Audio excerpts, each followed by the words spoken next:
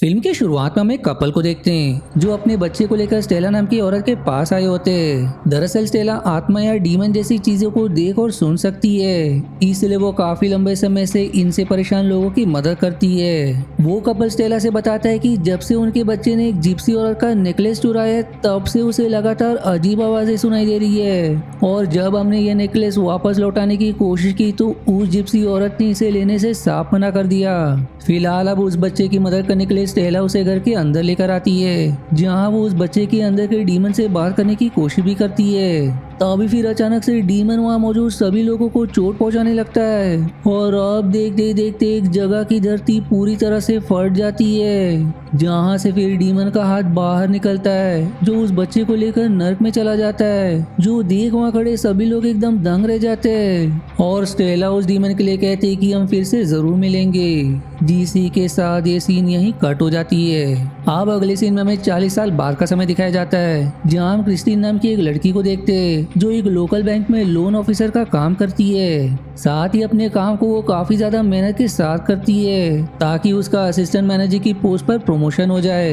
यहाँ क्रिस्टीन का boss Jack उसे बताता है कि तुम्हारे साथ इस प्रमोशन को पाने की ओर में स्टू भी है, इसलिए सिर्फ ज्यादा मेहनत से काम नहीं चलेगा बल्कि तुम्हें कठिन निर्णय लेने भी आने चाहिए। फिलहाल तो लंच के वक्त क्रिस्टीन सीधा अपने बॉयफ्रेंड क्ले से मिलने के लिए निकल जाती है, जो एक प्रोफेसर था, क्योंकि क्ले को अलग तरह के पुराने कॉइन्स इकट्ठा करने का शौक था। इसलिए क्रिस्टीन उसे एक ऐसा ही कॉइन देती है जो उसे बैंक में मिला था।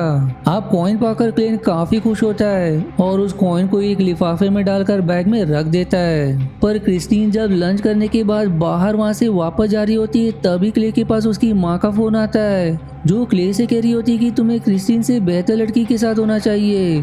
जो बात सुनकर क्रिस्टीन को काफी बुरा लगता है।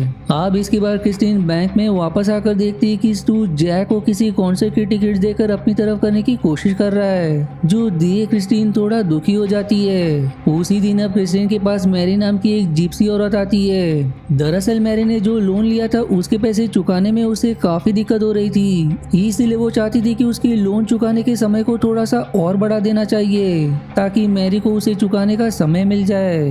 मैरी की बात करें तो वो काफी अजीब थी और किसी बीमारी की वजह से उसकी एक आंख भी खराब हो गई थी, और साथ ही उसके नकली दांत काफी ज्यादा नुकीले और गंदे भी थे। यहाँ क्रिस्टीन इस बारे में जैक से बात करने के लिए आती है, जो उसे कहता है कि ये फैसला तुम खुद करो, बाकी जो मैंने तुम्हें बोला था उसे याद रखना। अब इससे क्रिस्टीन जैक का इशारा समझ चुकी थी, इसलिए वो मैरी के लोन को बढ़ाने से साफ इनकार कर देती है, जो सुनकर मैरी क्रिस्टीन से काफी ज्यादा विनती करती है, पर इस पर क्रिस्टीन सिक्योरिटी से कहकर उसे बैंक से बाहर निकलवा देती है। इसके बाद अब जैक क्रिस्टीन को ऐसा फैसला करने के लिए शाबाशी देता है और साथ ही ये भी कहता है कि अब बस तुम एक बड़ा लोन कर दो, जिसके बाद तुम्हारा प्रमोशन पक्का है। जो सुनकर क्रिस्टीन काफी खुश होती है। अब काम खत्म करने के बाद क्रिस्टीन पार्किंग एरिया में अपनी कार लेने के लिए जाती है, पर उसे वहाँ किसी की मौजूदगी का एहसास होता है, लेकिन उसे कोई दिखाई नहीं देता। फिर इसके बाद वो सीधा अपने गाड़ी में बैठ जाती है, जिसके बैक सीट पर मैरी पहले से ही मौजूद थी। वो अब क्रिस्टीन को देखते ही उस पर हमला कर देती है, जिस दौरान क्रिस्टीन मैरी से बचने की काफी कोशिश करती है, पर शायद मैरी उसे जान से मार देना चाहती थी। जिसी दौरान मैरी क्रिस्टीन को अपने नुकीले दांतों से काटने की कोशिश भी करती है, पर ऐन वक्त पर उसका दांत बाहर निकलकर गिर पड़ता है, और अब वो अपने मुंह से क्रिस्टीन का जबड़ा पकड़ लेती है, लेकिन दांत न होने की वजह से क्रिस्टीन को कोई चोट नहीं आती। जो देखकर मैरी तुरंत अपने दांत को उठाकर लगा लेती है, पर तभी क्रिस्टीन उसे गाड़ी से नीचे धक्का दे देती है, जहां क्रिस्टीन ने अपनी कार के दरवाजे चारों तरफ से बंद भी कर लिए थे, लेकिन मैरी पत्थर की मदद से उसकी कार का शीशा तोड़कर क्रिस्टीन को धर लेती है, पर वो उसे कोई नुकसान नहीं पहुंचाती, बल्कि वो उसके कपड़े से एक बटन तोड़कर उसमें किसी तरह का मंत्र बोलने लगती है, जिसे देख ऐसा लग रहा था जैसा कि मैरी क्रिस्टीन पर किसी तरह का काला जादू कर रही हो।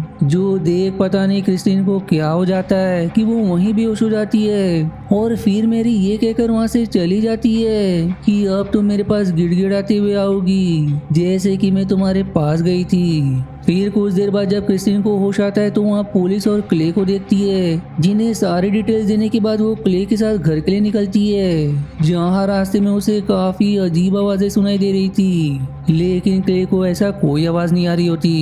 इसी बीच क्रिस्टीन के मन में पता नहीं क्या आता है कि उसे एक तरह से अपने भविष्य की चिंता हो रही थी, इसलिए वो एक भविष्य बताने वाले के पास जाती है, जिसका नाम रॉबर्ट होता है, जो कुछ पैसे लेने के बाद जब क्रिस्टीन का हाथ पढ़ने की कोशिश करता है तो उसे क्रिस्टीन के साथ किसी तरह की काली शक्ति के जुड़े होने का एहसास होता है, यानी कि यहाँ उसने एक डीमन देख लिया था। इसलिए अब रॉबर्ट क्रिस्टीन से कहता है कि तुम अपने पैसे वापस लेकर अभी यहाँ से चली जाओ, जिसकी बात सुनकर क्रिस्टीन को काफी अजीब लगता है। इसलिए वो रॉबर्ट से विनती करते हुए सवाल करती है कि आखिर तुमने क्या देखा।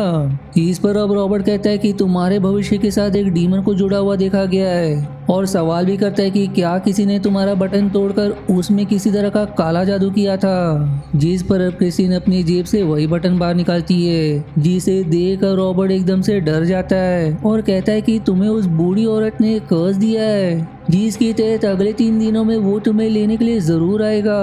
पर क्ले को रॉबर्ट की बातें अजीब लगती है, इसलिए वो क्रिस्टीन को लेकर वहाँ से चला जाता है। अब घर लौटकर क्रिस्टीन जो कुछ भी हुआ उसको भूलकर खुश रहने की कोशिश करती है, पर जब वो कुछ बना रही होती तभी उसकी लाइट चली जाती है, जिस दौरान उसे वहाँ किसी के होने का एहसास भी होता है। और फिर अगले पल वो अपने सामने एक अजीब सी परछाई देखती है जो क्रिस्टीन पर हमला भी कर देती है, और इस बारे में जब क्ले को पता चलता है तो वो तुरंत क्रिस्टीन के पास आता है। दरअसल क्ले समझ जाता है कि ये जरूर उसी बूढ़ी औरत का काम है जिसने क्रिस्टीन पर हमला किया था, लेकिन क्रिस्टीन को अच्छे से पता होता है कि वो जो कुछ भी था कोई इंसान तो नहीं था। यहाँ क्ले क्रिस्टीन को शांत करके सुला देता है, जिस दौरान सपने में क्रिस्टीन को मैरी दिखाई देती है जो काफी डरावनी लग रही थी, जो फिर क्रिस्टीन के मुंह पर अचानक से ढेर सारे कीड़ों की उल्टी कर देती है, जिससे क्रिस्टीन की आँख खुल जाती है। आप बैंक में स्टू क्रिस्टीन से कुछ चीजें सीखने की कोशिश कर रहा था, लेकिन तभी क्रिस्टीन को फिर वहाँ मैरी के होने का एहसास होता है, जिस वजह से वो अपने काबू में नहीं रहती,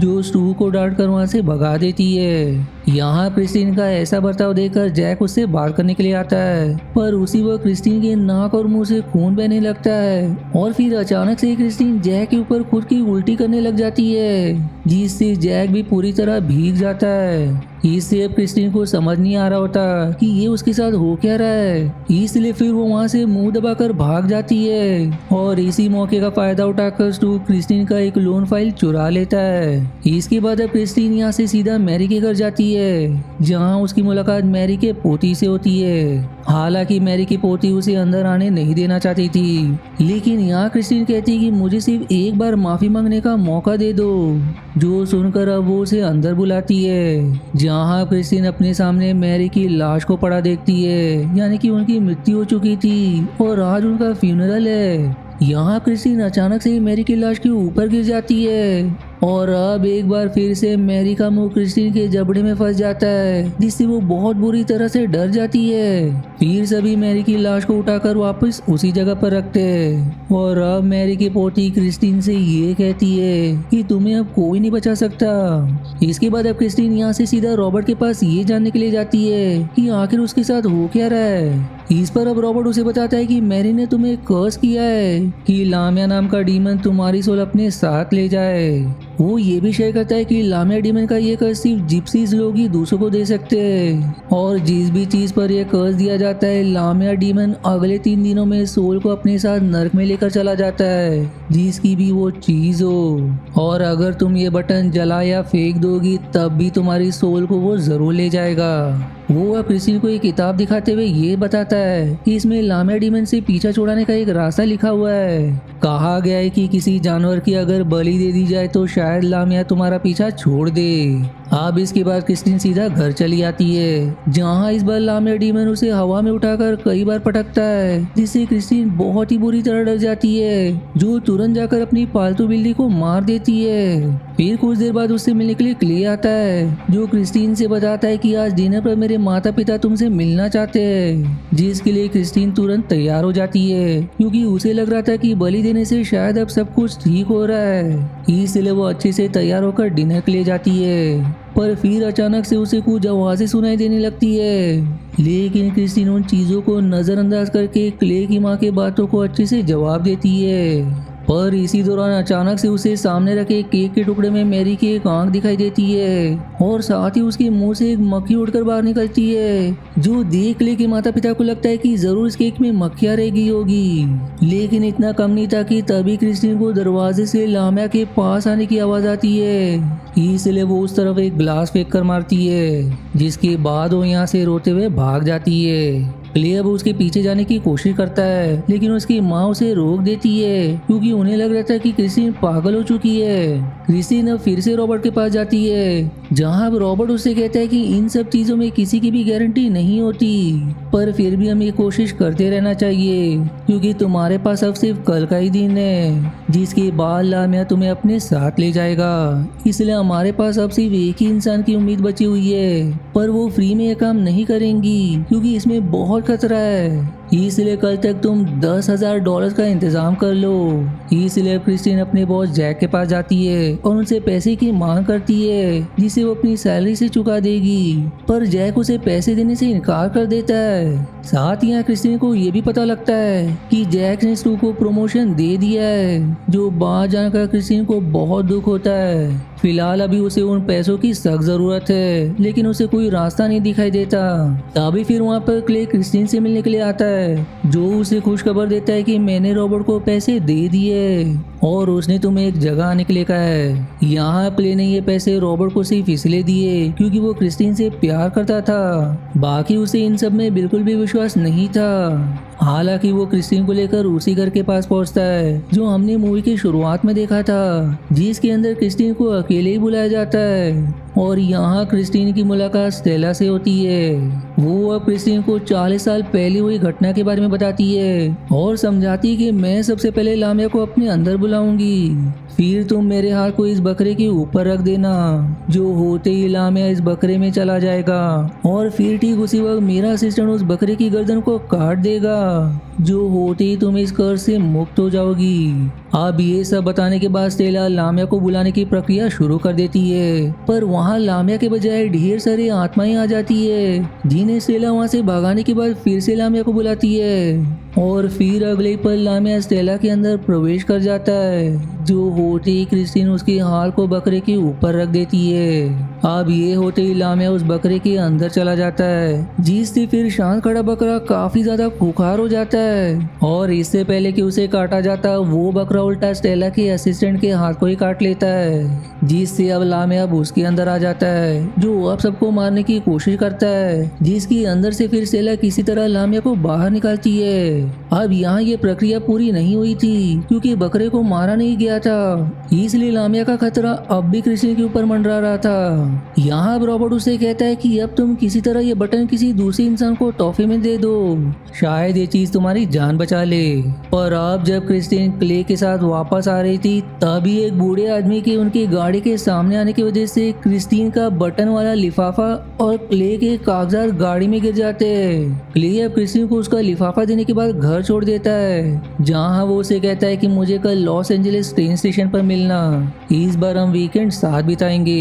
लेकिन बेचारी क्रिस्टीन यही सोचकर परेशान थी कि वो आखिर किसे ये लिफाफा दे, क्योंकि उसका दिल अच्छा था, इसलिए वो किसी की भी जिंदगी खराब नहीं करना चाहती थी। उसके दिमाग में अब एक तरीका आता है, इसलिए वो इस लिफाफे को मैरी की लाश को ये तोहफे के रूप में देने का फैसला करती है, ताकि उसके पास वो कर्ज वापिस चला जाए जो उसने उसे दिया है। वो अब सीधा मैरी के कब्र पर जाती है, जहाँ वो उसे खोदने के बाद मैरी के मुंह में उस लिफाफे को डाल देती है, जिस दौरान वहाँ पानी बनने लगता है, जिससे अब क्रिस्टीन किसी तरह बचकर बाहर निकलती है। अब अगले दिन क्रिस्टीन को जैक का फोन आता है, जो उसे खबर करता है कि स्टू ने तुम्हारी लोन फाइल चुरा कर गलत किया, इसलिए मैंने उसे हटाकर तुम्हें प्रमोशन दे दिया है। जिस खबर से क्रिस्टीन काफी खुश होती है, जिससे उसे लगता है कि उसकी तरकीब काम कर गई।